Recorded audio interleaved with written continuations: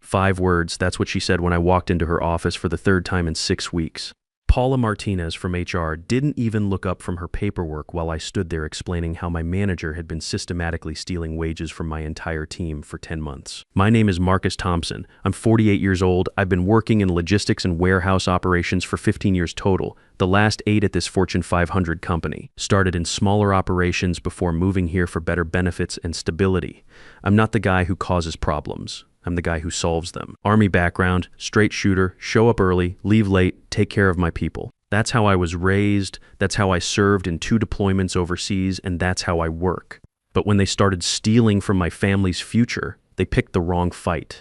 Before we continue, if this story sounds familiar, or if you've ever felt invisible at your own workplace, do me a favor and hit that subscribe button. Drop a comment below telling me what you would have done in my position. Your support means everything and it keeps these stories coming. Let me back up and tell you how this whole mess started. When I first came to this company 8 years ago, I was making $18 an hour as a dock supervisor. Nothing fancy, but it was honest work. I knew equipment, I knew how to manage people, and I knew how to get things done on time. Worked my way up through shift lead, then operations coordinator, finally to operations supervisor running a team of 8 good men. My current supervisor salary was $67,000 when all this trouble began. Fair money for fair work. Enough to cover my mortgage on our little house, my wife Sarah's ongoing medical bills from her cancer treatment, and we were even putting money aside for our son's college fund. Jordan's 17 now, a junior in high school, looking at engineering programs just like his old man always hoped he would. Smart kid. Gets that from his mother, not me. Sarah used to work as an accountant before she got sick, had to stop when the treatments got too much, but she still keeps our books at home, always double-checking my math, making sure we're saving what we can. Every dollar counts when you're planning for the future, she always says. Woman's got a head for numbers that makes my military logistics training look like finger counting. Our life wasn't complicated, but it was good. I'd come home after my shift, help Jordan with his homework, have dinner with Sarah when she was feeling up to it. Simple routine, but it worked. We had plans. Jordan was going to be the first Thompson to graduate college. Sarah's treatment was going well. I had maybe 17 more years until retirement, and we were on track. Everything changed when they brought in the new regional manager last year. Her name was Cecile Rodriguez. 34 years old, MBA from some expensive East Coast school, hired from outside the company with a mandate to optimize operational efficiency. That's corporate speak for figure out how to spend less money on the people who actually do the work. She had this way of talking like everything was a strategic business opportunity, even casual conversations by the coffee machine. First time I met her, she called our warehouse a legacy operation with significant optimization potential. What she meant was these old guys are expensive, and I'm here to fix that problem. The red flags started immediately. During our first department meeting, her questions weren't about productivity or safety or customer satisfaction. She wanted to know how long everyone had been with the company, what our average ages were, who was eligible for retirement benefits soon. She called it assessing human capital allocation, but my gut said something different. In the Army, we had a saying that I learned the hard way during my second deployment. When someone starts measuring you instead of working with you, they're not planning to help you succeed. They're planning to replace you. But I figured I was being paranoid. Maybe she was just thorough. Maybe her questions were standard procedure for new management. I'd been with the company 8 years, had good performance reviews, never missed deadlines. My team respected me. Upper management trusted me with the big shipments. What could go wrong? Cecile spent her first 6 months walking around the warehouse, talking to everyone, taking notes on everything. She'd show up during shift changes, asking questions about overtime patterns. She'd sit in on team meetings, observing how we handled problems. Always smiling, always friendly, but there was something calculating in the way she watched us work. She paid special attention to the supervisors and team leads. All of us guys who'd been there a while, who knew the systems inside and out. Danny Murphy, my lead dock worker, 20 years with the company. Eddie Kowalski, equipment operator, 15 years. Steve Chambers, maintenance supervisor, 18 years. All of us over 40, all of us making decent money because of annual increases over the years. The younger guys, the ones hired in the last couple years, she barely talked to them except to ask about their career goals and ambitions. Looking back, I should have seen the pattern. She was sorting us into categories: keepers and problems, cheap labor and expensive experience. 6 months after Cecile arrived, she called a department meeting for all supervisors and team leads. 10 of us total gathered in the main conference room, the one with the big table and the whiteboard that nobody ever cleaned properly. She had PowerPoint slides printed out on regular paper because our building still didn't have a working projector. Professional presentation about organizational restructuring for enhanced operational efficiency. Lots of charts and graphs showing how our department costs compared to industry standards. Made it look like we were hemorrhaging money even though our productivity numbers were solid and customer complaints were practically non-existent. Then came the big announcement. Management Track Advancement Program. My name was on the list along with 7 other guys, all of us between 42 and 58 years old. All of us getting promoted to exempt salaried positions with expanded leadership responsibilities and strategic decision-making authority. The salary bump looked decent on paper, $72,000 instead of $67,000. But sitting there listening to Cecile explain the exciting opportunities for professional growth, something felt wrong. Why would they promote all the experienced supervisors at exactly the same time? Why were all the younger team leads staying hourly? That night, I went home and sat down with Sarah at our kitchen table. Spread out all the paperwork Cecile had given us, pulled up my old pay stubs on the computer, started doing math. I'd been averaging 48 to 50 hours a week for the past year, sometimes more during busy shipping seasons. That overtime was pulling in an extra $8,000 to $10,000 annually beyond my base salary. This promotion to $72,000 would actually cost me money if I kept working the same hours, which Cecile had made clear was still expected. Something's not right here, Sarah said, looking over the calculations. Even with the cancer treatments, her accountant brain was still sharp as ever. Why would they promote everyone your age at exactly the same time? And look at this. She pointed to a section in the paperwork about management commitment expectations. Reading through the fine print, we found language about flexible scheduling expectations and commitment to operational excellence beyond traditional hourly constraints. Corporate speak for working whenever they wanted us to work without overtime compensation. Marcus, Sarah said, pushing the papers across the table, this isn't a promotion. This is them figuring out how to get more work out of you for less money. That's when it clicked. This wasn't about advancing careers or building leadership skills. This was about reclassifying the most expensive employees to avoid paying overtime. All of us targeted for this opportunity were the guys making decent money because we'd been there long enough to earn regular raises. All of us had families, mortgages, responsibilities that made it hard to just walk away from steady employment. When I tried to decline the promotion the next morning, Cecile asked me to come to her office for a private conversation. Her door was always open, she said, for team members who wanted to discuss their career development. Marcus, I'm a little surprised, she said, gesturing to the chair across from her desk. This is a significant opportunity for professional advancement. Most people in your position would be excited about joining the management track.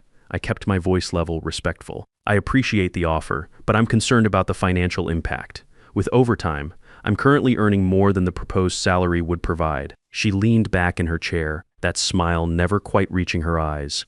I understand your concern, but you're thinking about this the wrong way. You're not an hourly worker anymore. You're being paid for the value you bring to the organization, not the time you spend here. This role comes with autonomy, decision-making authority, strategic responsibility.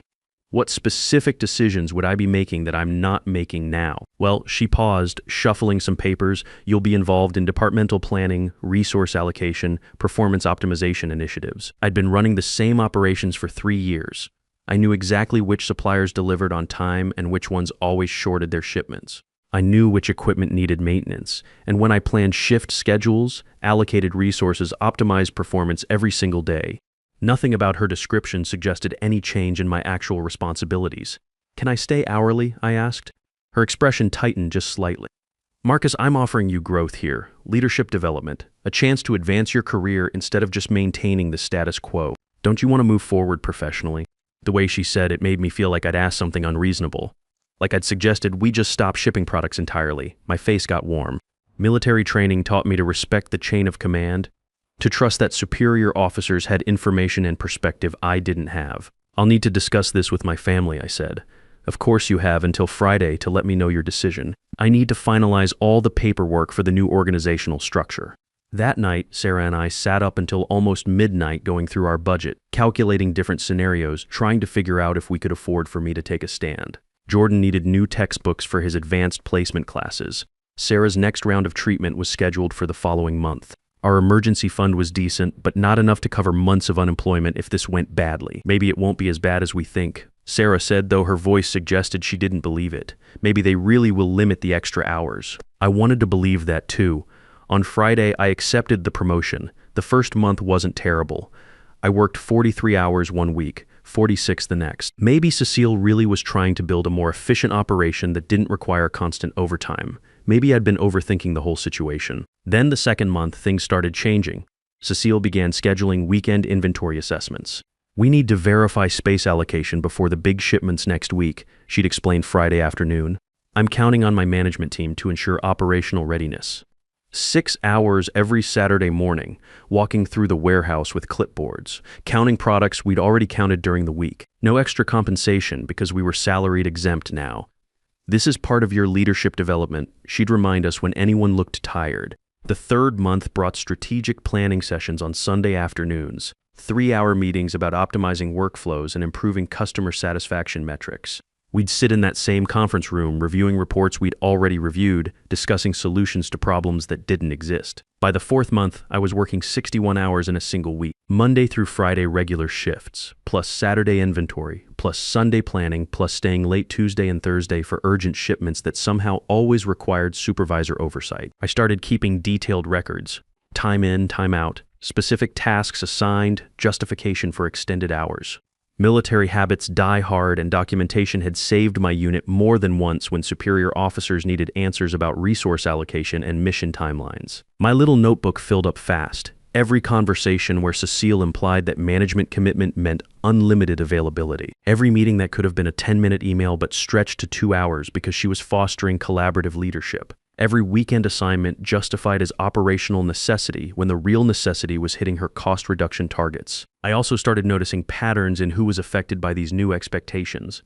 The 8 supervisors and team leads who got promoted to exempt status were all over 40. All of us had significant tenure with the company. All of us had reached salary levels that reflected years of annual increases and good performance reviews. The younger supervisors in other departments stayed hourly. Recent hires stayed hourly. Even some team leads with similar responsibilities to ours remained eligible for overtime compensation. The pattern was obvious once you looked for it. Cecile was systematically targeting the most expensive employees to eliminate overtime costs without reducing operational demands. Danny Murphy, my lead dock worker, started asking questions. Danny's been with the company 20 years, started as a loader, worked his way up through experience and reliability. Good man, Marine veteran, father of 3 daughters he's putting through college. "Skip," he called me one Friday evening as we were finishing up another 12-hour day, "this ain't right. You're working yourself into the ground for less money than you used to make." What's the real story here? Danny's question hit me harder than it should have. Here was a guy who'd served his country, worked his way up through honest effort, watching his supervisor get played by corporate manipulation. I respected Danny's opinion, trusted his judgment, and if he could see what was happening, then I wasn't being paranoid. "The real story is they found a legal way to steal our overtime," I told him. "Promote us to exempt status, keep the same workload, pocket the difference." "That's gotta be illegal somehow," Danny said. "You're doing the exact same job you did before, just without the overtime pay." That conversation stayed with me over the weekend. Monday morning, instead of going straight to work, I stopped by the local library and spent an hour researching federal labor laws on their computers. What I found was the Fair Labor Standards Act, specifically the sections about exempt versus non-exempt employee classifications. According to federal law, to be legally classified as exempt from overtime, your primary duties have to involve management of the enterprise or a department, supervision of other employees, or exercising discretion and independent judgment about significant business matters. None of that described my actual job responsibilities. I counted inventory. I verified shipment manifests. I organized logistics schedules. Important work, absolutely necessary work, but not management work. I didn't hire or fire anyone. I didn't set company policy or make strategic business decisions. The computer system told me where products needed to go based on existing customer orders, and I made sure they got there on time. That same week, I reached out to Jake Morrison, the union representative for our hourly workers. Even though supervisors weren't part of the union, Jake had 25 years of experience dealing with company policies and management tactics. "Marcus, what you're describing sounds like wage theft with a promotion certificate attached," Jake said when I explained the situation. "They're targeting you older guys specifically because you cost more in overtime. That's probably age discrimination on top of the wage theft." Jake referred me to a labor attorney in town who offered free consultations for workers with potential federal violations.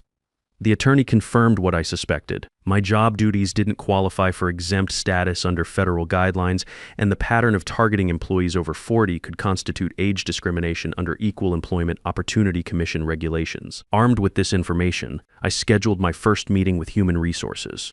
Paula Martinez had been with the company for 20 years, worked her way up from payroll clerk to HR director. Her office smelled like vanilla air freshener and corporate liability concerns. I think there might be classification errors with the recent supervisor restructure, I said, keeping my tone professional and respectful. My job duties haven't substantially changed, but my overtime eligibility has been eliminated. Paula wrote something in her notepad, nodding like she was taking my concern seriously.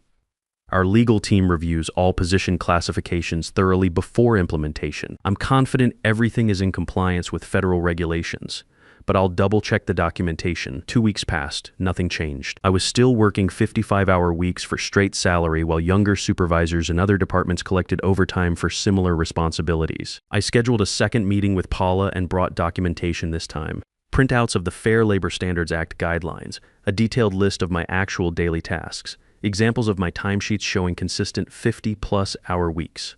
Our attorneys have reviewed all our exempt classifications, Paula said, barely glancing at my documentation. You're correctly categorized based on your supervisory responsibilities and the professional judgment required for your role. I don't supervise anyone directly, I explained. I coordinate logistics and verify shipments. That's operational work, not management work. You exercise professional judgment in determining inventory allocation and distribution priorities, she said, reading from what looked like a prepared script. That qualifies as discretionary decision-making under federal guidelines. I left her office feeling smaller than when I'd entered. Maybe I was wrong about the law. Maybe I didn't understand the complexities of employment classification. Maybe I should just accept the new structure and stop making trouble. At home that evening, Sarah found me staring at my laptop screen, second-guessing everything I thought I knew about workers' rights and fair compensation. "What's wrong?" she asked, settling into the chair next to me despite the fatigue from her treatment that day. I explained the HR meeting, Paula's dismissive response, my growing doubt about whether I had any legitimate grounds for complaint. "Let me see that federal law you printed out," Sarah said. She read through the exemption criteria slowly, comparing them to my actual job description. "Marcus, this is black and white. You don't manage people. You don't set policy. You don't make strategic decisions. You organize shipments and count inventory. That's not exempt work, no matter how they want to spin it." Over the next few weeks, I started talking quietly with the other guys who'd been reclassified. Eddie Kowalski, equipment operator, 15 years with the company. Steve Chambers, maintenance supervisor, 18 years. Tony Reeves, quality control lead, 12 years. All of them working 50, 60-hour weeks now without overtime compensation. All of them feeling trapped between accepting exploitation and risking their jobs by complaining. "My youngest daughter starts college next year," Eddie told me during lunch break. "I can't afford to get fired for causing problems, but I also can't afford to keep working for free. My wife's been asking why I'm never home anymore," Steve said. "How do I explain that they promoted me into working more hours for less money?" The more we talked, the clearer the pattern became. 8 experienced workers, all over 40, all earning higher wages due to years of service, all suddenly reclassified to eliminate overtime costs. Meanwhile, Cecile was getting recognition from upper management for reducing departmental expenses by 38% without any decline in productivity. 6 weeks after my second HR meeting, I scheduled a third appointment with Paula. This time, I wasn't polite, wasn't careful, wasn't worried about maintaining professional relationships. I was exhausted. Cecile had scheduled 3 weekend inventory sessions in 1 month. I'd worked 54 hours, then 57, then 62. My back ached from lifting boxes on Saturdays. My marriage was strained because I was never home. Jordan had stopped asking for help with his homework because I was always too tired to concentrate. "I'm working 60-hour weeks for the same pay I made 3 years ago," I told Paula during that third meeting. "This isn't legal. I know it's not legal. I've read the regulations, I've documented everything. Something needs to change." Paula didn't write anything down this time. She just looked at me with an expression that might have been exhaustion or annoyance. "It's not a priority right now," she said. "We'll look into it eventually." I walked out of her office and sat in my car in the parking lot for 20 minutes. I wasn't emotional about it anymore. I was past that. Now I was calculating. In the Army, when command structure fails you, you don't abandon your mission. You find another chain of command that actually functions. That night, Sarah and I sat at our kitchen table one more time. But instead of going over budgets or analyzing regulations, I opened my laptop and pulled up the Department of Labor website. "You're really going to do this?" she asked. "They had 3 chances to fix it internally," I said. 3 meetings, 3 opportunities to address a clear federal violation. They chose to ignore it. I filed 2 separate complaints that night. One with the Department of Labor for wage theft and improper classification. Another with the Equal Employment Opportunity Commission for age discrimination. Both agencies accept online submissions and both take these violations seriously when there's proper documentation. The forms were extensive, but I was prepared. Employee information, employer details, comprehensive description of violations, supporting evidence, witness testimony. I listed all 8 targeted supervisors by name and tenure. I documented the age pattern in the reclassifications. I included screenshots of Cecile's internal communications about human capital optimization. I attached evidence showing her bonus structure was directly tied to reducing labor costs. Most importantly, I demonstrated that her cost savings came from systematic exploitation of experienced workers approaching higher benefit costs and pension eligibility. Not efficiency improvements, not technological advances, just plain theft of earned wages from people who'd given years of loyal service. I submitted both complaints at 11:47 p.m. on a Tuesday night. Then I closed the laptop and went to bed. 4 days later, Danny came running across the warehouse floor. Actually running, which Danny never did. 20 years of steady, reliable work, and I'd never seen him move faster than a determined walk. Skip. Federal investigators just showed up. 2 different agencies. They've got badges, briefcases, and they're requesting payroll records going back 2 years. I kept working on my shipping manifest, 347 units of industrial components, properly verified, ready for Friday delivery to our biggest client. Just another Thursday, just another routine logistical task. Any idea what that's about? Danny asked. I looked up from my clipboard and smiled. I think someone just made wage theft and age discrimination a priority. The investigation took 8 weeks. Federal agents interviewed every affected supervisor, analyzed 2 years of payroll data, reviewed email communications about organizational restructuring, and examined management bonus structures tied to cost reduction. They also pulled Cecile's personnel file, her hiring justification, and her performance reviews that specifically praised her ability to reduce legacy labor expenses. What they discovered exceeded even my expectations. Cecile hadn't just stolen overtime wages from 8 supervisors. She'd systematically targeted 14 employees across multiple departments, all over age 40, all with significant tenure, all approaching pension eligibility or higher healthcare costs. The total stolen wages amounted to $430,000. The age discrimination pattern was so obvious that the EEOC investigator called it textbook targeting of protected class employees. Cecile didn't just get fired, she got federally charged with conspiracy to defraud employees, age discrimination, and coordinating wage theft across multiple departments. The company's legal team threw her completely under the corporate bus, claiming her actions violated company policy and exceeded her authority. She had to return $89,000 in bonuses earned through illegal labor practices, the house she'd bought with that money, listed for sale to pay legal fees. Her MBA career trajectory? Good luck explaining federal employment law violations to future employers. My back paycheck was $23,400, 8 months of stolen overtime calculated with interest and penalties. Sarah and I deposited it the same day we received it. 2 weeks later, corporate called me for a meeting. They offered me Cecile's position. Regional operations manager, $95,000 salary, legitimate exempt status with actual management responsibilities, authority over hiring and policy decisions. We need someone with integrity to rebuild trust in this division, the vice president told me. Someone who understands both operations and employee rights. I accepted the position. My first official act was reclassifying all illegally exempt supervisors back to hourly status with full overtime eligibility. My second was implementing quarterly audits to ensure compliance with federal labor standards. Paula Martinez transferred to another facility in another state. Danny Murphy got promoted to shift supervisor, properly classified as hourly with overtime. Jordan starts engineering school this fall. Sarah's latest treatment results show continued improvement. Sometimes colleagues ask if I was scared to file those federal complaints. Of course I was scared. But I was also a 48-year-old veteran with a sick wife and a son heading to college. When someone threatens your family's security and your earned benefits, fear becomes fuel for action. Cecile's former office remained empty for 2 months before they converted it to supply storage. Sometimes I walk past and see boxes of paper, extra equipment, filing supplies. No nameplate, no personal items, just empty space where someone used to calculate how much money they could save by stealing from loyal employees. The system works when you know which system to use. Documentation defeats manipulation every time. And sometimes the best way to make your voice heard is to hand your evidence to people whose job it is to listen. Thank you for staying with this story. If you've ever felt like your years of loyalty didn't matter to management, like your experience was seen as expensive rather than valuable, I hope this shows you that standing up works when you do it right. Hit that subscribe button if this resonated with you. Share it with anyone who's ever been told their workplace concerns aren't a priority. Drop a comment about a time you had to choose between staying quiet and fighting back. Your experience matters, your voice counts, and sometimes making noise is exactly what changes everything.